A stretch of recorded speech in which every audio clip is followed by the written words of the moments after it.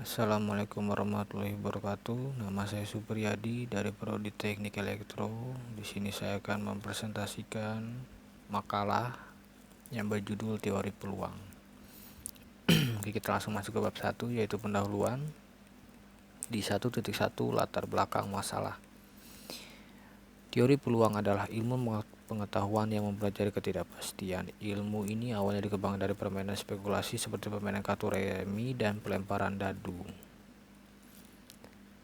Pada awalnya teori peluang diaplikasikan untuk menentukan kemungkinan memenangkan suatu permainan judi. Setelah berkembang, teori ini diperlukan dalam penyelesaian masalah dalam berbagai bidang seperti meteorologi, asuransi, dan industri. Sebagai contoh, dalam proses pengeringan kue, kejadian cacat adalah kue pecah atau hancur. Kemungkinan kejadian cacat dalam periode produksi dapat dijelaskan dengan teori peluang.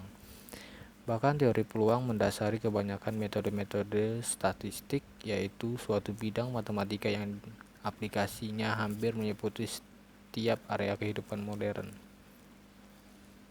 Di 1.2 rumusan masalah menjelaskan pengertian percobaan, ruang sampel dan kejadian. 2. Menjelaskan cara menyatakan ruang sampel dari suatu percobaan. 3. Menjelaskan cara menentukan peluang suatu kejadian. 4. Menjelaskan pengertian frekuensi harapan. 5. Menjelaskan cara menentukan frekuensi harapan suatu kejadian. Kita langsung masuk ke bab 2, yaitu pembahasan. Di 2.1 yaitu pengertian. Di pengertian ini, peluang merupakan bagian matematika yang membahas pengukuran tingkat keyakinan orang akan muncul atau tidak munculnya suatu kejadian atau peristiwa. Oleh karena itu, untuk mendiskusikan dimulai dengan suatu pengamatan tersebut dinamakan suatu percobaan. Hasil dari suatu percobaan dinamakan hasil outcomes atau titik sampel. Peluang disebut juga probabilitas yang berarti ilmu kemungkinan. Peluang semata-mata adalah suatu cara untuk menyatakan kesempatan terjadinya suatu peristiwa secara kualitatif. Peluang dapat dinyatakan dalam bentuk kata sifat untuk menunjukkan kemungkinan terjadinya suatu kejadian seperti baik, lemah, kuat, miskin, sedikit, dan lain sebagainya. Secara kuantitatif, peluang dinyatakan sebagai nilai-nilai numeris baik dalam bentuk pecahan maupun desimal antara 0 dan 1. Peluang sama dengan 0 berarti sebuah peristiwa tidak bisa terjadi, sedangkan peluang sama dengan 1 berarti peristiwa tersebut bisa terjadi. Peluang disebut juga probabilitas yang berarti ilmu kemungkinan. Di dalam peluang dikenal ruang sampel dan titik sampel. Ruang sampel adalah himpunan yang berisi semua hasil yang mungkin dari suatu percobaan. Ruang sampel biasa dinotasikan dengan S. Peluang disebut juga dengan nilai kemungkinan. Peluang suatu kejadian yang diinginkan adalah perbandingan banyaknya titik sampel kejadian diinginkan itu dengan banyak anggota ruang sampel kejadian tersebut. Misalnya adalah A adalah suatu kejadian yang diinginkan, maka nilai peluang kejadian A dinyatakan dengan contoh 1. Pada percobaan melempar sebuah dadu bermata 6 pada ruang sampel terdapat sebanyak 6 titik sampel, yaitu munculnya sisi dadu bermata 1, 2, 3, 4, 5, dan 6. Kejadian-kejadian yang mungkin terjadi, misalnya 1. Munculnya mata dadu ganjil. 2. Munculnya mata dadu genap. 3. Munculnya mata dadu prima. Jika pada percobaan tersebut diinginkan kejadian munculnya mata dadu prima, maka mata dadu yang diharapkan adalah munculnya mata dadu 2, 3, dan 5 atau sebanyak 3 titik sampel, sedangkan banyaknya ruang sampel adalah 6, maka peluang kejadian munculnya mata dadu prima adalah atau menyatakan nilai peluang satu kejadian pada suatu percobaan dapat dinyatakan dengan menggunakan cara 2.2 Kaidah pencacahan. Kaidah pencacahan adalah suatu cara atau aturan untuk menghitung semua kemungkinan yang dapat terjadi dalam suatu percobaan tertentu. Kaidah pencacahan ini antara lain adalah aturan pengisi tempat, permutasi, dan kombinasi. Di 2.21 aturan pengisian tempat yang tersedia atau aturan perkalian. Untuk memahami kaidah pencacahan dengan menggunakan aturan pengisian tempat yang tersedia, perhatikan contoh berikut. Contoh 2. Misalkan tersedia 2 buah celana masing-masing berwarna biru dan hitam serta 3 baju berwarna kuning, merah, dan putih. Masalahnya adalah berapa banyak pasangan baju dan celana yang dapat disusun. A. Diagram batang. Warna celana, pasangan warna baju. B. Biru, B dalam kurung biru, K dalam kurung kuning, B dalam kurung B, K, M dalam kurung merah dalam kurung B, M, P dalam kurung putih dalam kurung B, P, H dalam kurung hitam, K dalam kurung kuning dalam kurung H, K, merah, M dalam kurung merah dalam kurung H, M, P dalam kurung putih dalam kurung H, P. Berdasarkan penyelesaian soal di atas, terlihat bahwa pasangan celana dan baju dapat disusun sebanyak 6 macam pasangan. B. Tabel silang. Warna baju atau warna celana, K dalam kurung kuning, M dalam kurung merah, P dalam kurung putih, B dalam kurung biru dalam kurung B, K, B dalam kurung B, M dalam kurung B, P, H dalam kurung hitam dalam kurung H, K, H dalam kurung H, M dalam kurung H, P. Definisi. Aturan pengisian tempat adalah suatu cara yang dapat dilakukan dengan cara mendaftar semua kemungkinan hasil secara manual. Di 2.2 permutasi. Permutasi dari sekumpulan objek adalah banyaknya susunan objek berbeda dalam urutan tertentu tanpa ada objek yang diulang dari objek-objek tersebut. Definisi untuk setiap bilangan n didefinisikan n tanda seru sama dengan 1 kali 2 kali 3 kali 4 kali dalam kurung n strip 2 x dalam kurung n strip 1 kali n. A. Faktorial dari bilangan asli. Dengan menggunakan definisi di atas, faktorial asli dapat ditentukan sebagai contoh 1 4 tanda seru sama dengan 1 kali 2 kali 3 kali 4 sama dengan 24, 2 6 tanda seru sama dengan 1 kali 2 kali 3 kali 4 kali 5 dan kali 6 sama dengan 720.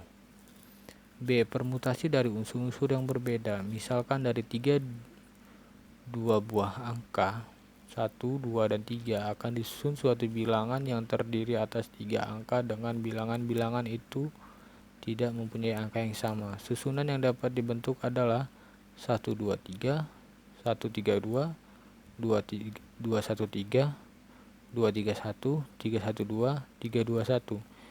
Banyaknya cara untuk membuat susunan seperti itu adalah 3 kali 2 kali 1 sama dengan 6. Susunan yang diperoleh di atas tersebut permutasi 3 unsur yang diambil dari 3 unsur yang tersedia.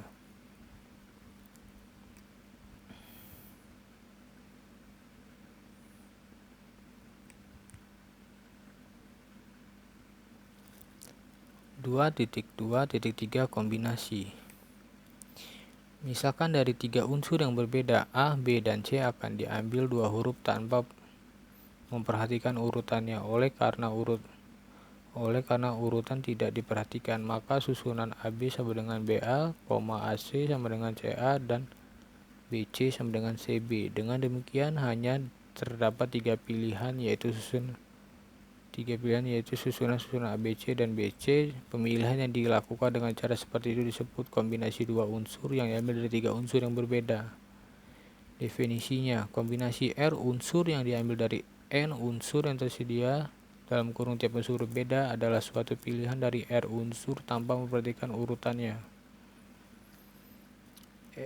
NCN sama dengan 1. Kombinasi N objek yang berbeda dirumuskan. N CK sama dengan N tanda seru K tanda seru dalam kurung N strip K sama tanda seru. Kombinasi K objek dari N objek yang berbeda, KN dirumuskan. Contoh 6. Hitunglah kombinasi-kombinasi berikut ini. C52. Penyelesaiannya C52 sama dengan M tanda seru 2 tanda seru dalam kurung 5 strip 2 tanda seru sama dengan 10. B C127. Penyelesaiannya C127 sama dengan 7 tanda seru dalam kurung 12 strip 7 tanda seru 12 tanda seru sama dengan 792. Di 2.3 ruangan sampel dan kejadian serta percobaan. 2.3.1 pengertian kejadian mengetos uang logam dan mengetos dadu tersebut disebut percobaan. Dalam setiap percobaan selalu ada hasil. Sebagian contoh percobaan mengetos uang logam, hasilnya muncul sisi angka A atau sisi gambar G. Percobaan adalah suatu kejadian yang memberikan suatu hasil yang dapat diamati. Hasil yang diamati dalam suatu percobaan disebut hasil percobaan. Himpunan dari semua hasil yang mungkin untuk suatu percobaan disebut ruang sampel. Sebagai contoh, untuk percobaan mengetos uang logam, ruang sampel diberi notasi S dalam kurung singkatan dari sampel. Dapat dinyatakan sebagai S sama dengan dalam kurung A, G. Untuk percobaan ngetos dadu, ruang sampel dapat dinyatakan sebagai berikut. S sama dengan dalam kurung 1, 2, 3, 4, 5, dan 6. Tiap elemen dalam ruang sampel S disebut titik sampel. Titik-titik sampel untuk percobaan mengetos uang logam adalah A dan G. Titik-titik sampel untuk percobaan mengetos dadu adalah 1, 2, 3, 4, 5, dan 6. 2.3.2 ruang contoh dan ruang sampel. 1. Ruang contoh dan ruang sampel adalah himpunan dari semua hasil yang mungkin pada suatu percobaan. 2. Titik contoh atau titik sampel adalah anggota-anggota dari ruang contoh atau ruang sampel. 2.3.3 Peluang kejadian. 1. Kejadian sederhana atau kejadian elementer adalah suatu kejadian yang hanya memiliki satu contoh. 2. Kejadian majemuk adalah suatu kejadian yang meliputi titik contoh lebih dari satu. Dalam percobaan mengetis satu keping uang logam, hasil percobaan yang mungkin muncul adalah muncul A atau G dalam suatu pengetosan. Tidak dapat dipastikan apakah akan muncul A atau G.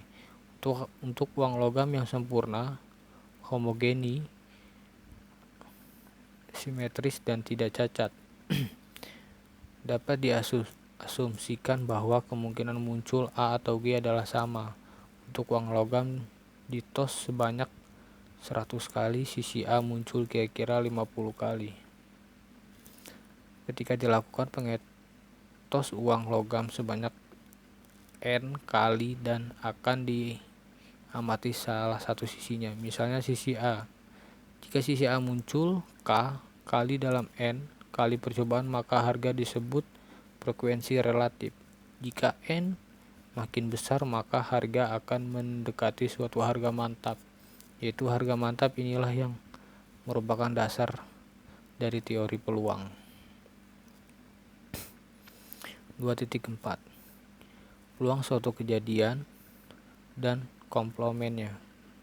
2.4.1 Menghitung peluang dengan pendekatan frekuensi nisbi. X. Seorang siswa melakukan percobaan melempar sekeping mata uang logam beberapa kali. Misalnya hasil percobaan sebagai berikut. Untuk melempar 10 kali,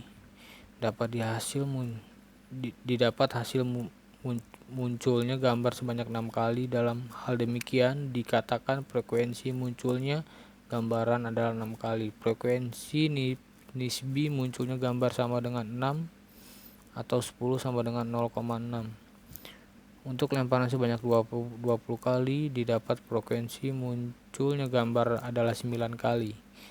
Frekuensi nisbi sama dengan 9 atau 20 sama dengan 0,45. Untuk pelemparan sebanyak 30 kali didapat frekuensi muncul gambar adalah 16 kali. Frekuensi nipsinya sama dengan 6 per 3 atau 30 sama dengan 0,53 dalam kurung teliti sampai 2 tempat desimal. Untuk lemparan sebanyak 40 kali dapat frekuensi munculnya gambar adalah 21 kali. Frekuensi nisbinya sama dengan 21 atau 40 sama dengan 0,525. Hasil percobaan dan perhitungan di atas dapat disajikan dalam tabel berikut. Banyak lemparan 10, 20, 30, 40.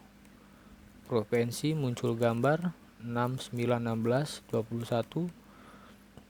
Frekuensi nisbi munculnya gambar 6 per 10, 9 per 20, 16 per 30, 2 per 21 per 40. Berdasarkan tabel di atas, dapat dibuat grafik frekuensi nisbi munculnya gambar pada sebuah kertas grafik. Frekuensi nisbi munculnya 100 kali, yaitu dengan cara menjumlahkan lemparan sebanyak 10, 20, 30, dan 40 kali. Pada lemparan 10 kali itu, frekuensi munculnya gambar sama dengan dalam kurung 6 tambah 9 tambah 16 tambah 21 sama dengan 52 frekuensi. Nipsinya 52 per 100 sama dengan 0,52. Cara atau metode penghitungan peluang seperti ini disebut penghitungan peluang dengan pendekatan frekuensi nisbi. 2.42 Menghitung peluang dengan pendekatan definisi peluang klasik. Dalam percobaan melempar mata uang logam secara berulang, frekuensi nisbi munculnya sisi gambar dekat dengan nilai 1 per 2 sisi gambar dan tulisan memiliki peluang kejadian yang sama untuk muncul.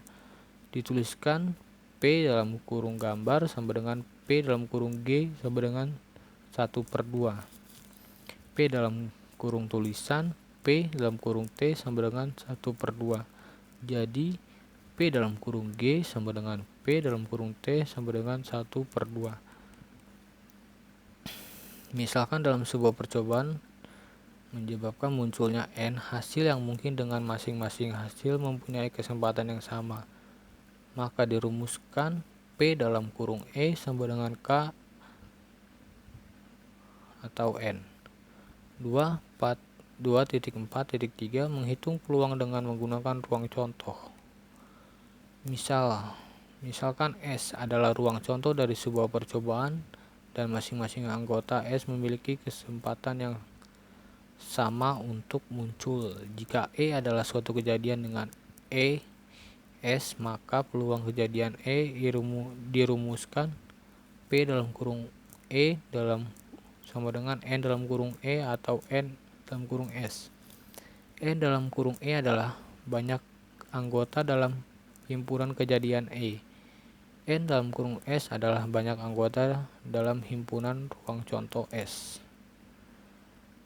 2.4.4 Frekuensi harapan suatu kejadian. Frekuensi harapan suatu kejadian dalam kurung diberi notasi F dalam kurung E tutup kurung definisikan sebagai hasil kali banyak percobaan dalam kurung N kali dan peluang kejadian akan terjadi dalam suatu percobaan P dalam kurung E secara matematis diberikan contoh F dalam kurung E sama dengan N kali P dalam kurung E. Frekuensi harapan banyak kejadian atau peristiwa yang diharapkan dapat terjadi pada sebuah percobaan. 2.4.5 Peluang komplement suatu kejadian. Jika E adalah komplement kejadian E, maka peluang kejadian E ditentukan dengan aturan P dalam kurung E sama dengan 1 strip P dalam kurung E. Dengan P dalam kurung E adalah peluang suatu kejadian, P dalam kurung E, adalah peluang komplement kejadian E. 2.5 peluang kejadian majemuk. 2.5.1 menentukan peluang gabungan dua kejadian. A. Peluang gabungan dua kejadian. Peluang kejadian dua gabungan dalam kurung kejadian A atau kejadian B dapat ditentukan dengan rumus berikut. Misalkan A dan B adalah suatu kejadian yang berada dalam ruang contoh S, maka peluang kejadian A, B ditentukan dalam P dalam kurung A, B sama dengan P dalam kurung A tambah P dalam kurung B kurang P dalam kurung A, B.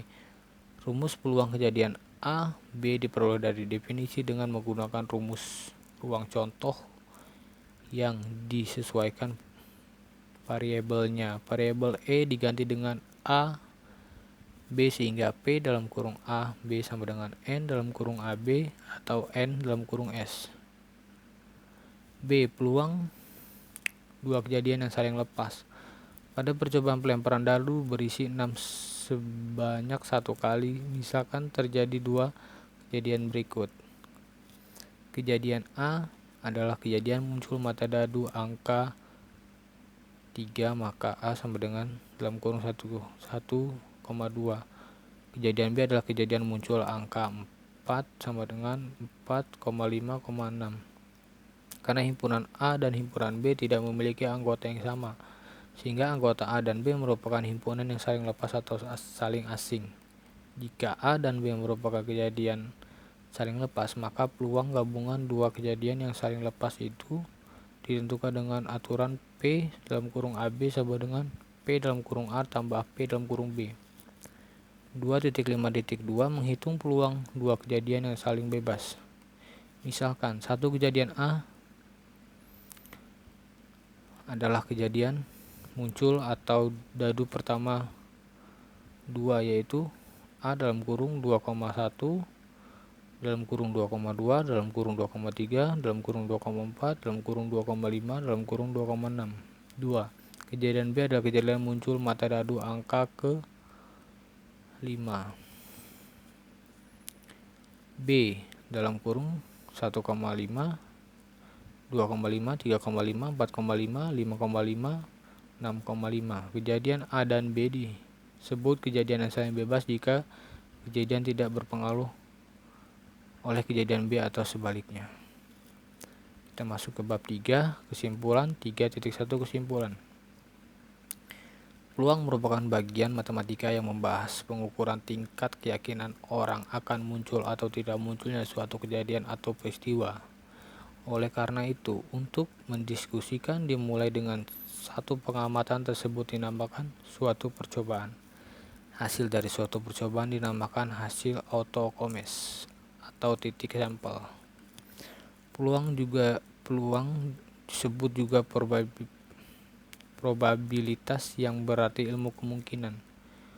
Peluang suatu kejadian yang diinginkan adalah perbandingan banyaknya titik sampel kejadian diinginkan itu dengan banyaknya anggota ruang sampel kejadian tersebut.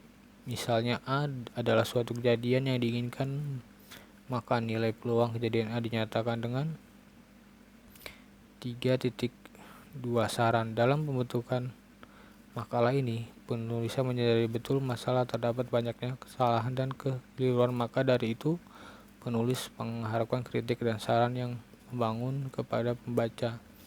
Selain itu, penulis sampaikan kepada pembaca agar tidak rasa cepat puas dengan materi yang ada, karena cara yang bisa dijadikan media belajar dan pembahanan wawasan.